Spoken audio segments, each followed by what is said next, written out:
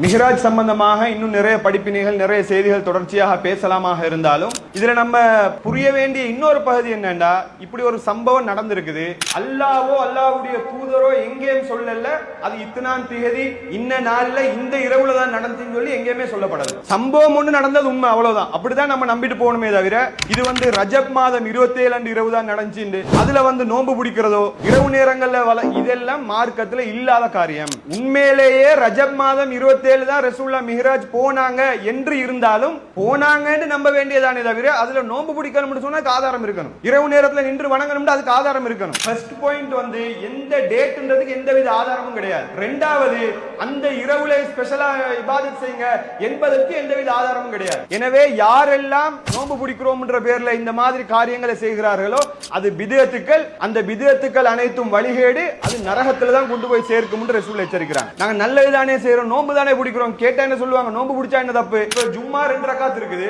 நல்லது செய்யறவங்க 4 ரக்காத் தொழுதா சரியா? அல்லாஹ் சொன்னதுக்கு மாற்றம், அல்லாஹ்வுடைய தூதர் சொன்னதுக்கு மாற்றம். அதே போலதான் இந்த விஷயமும், நோன்பு எதுக்கு பிடிக்கணும்னு சொல்லப்பட்டிருக்குது, அதுக்கு பிடிக்க வேண்டியதான். எனவே இந்த காலகட்டத்துல சமூகத்துல பலரை பாத்தீங்கன்னு சொன்னா பித்அத்தான அனாச்சாரமான காரியங்களை செய்யறாங்க இந்த ரஜப் மாதத்துல.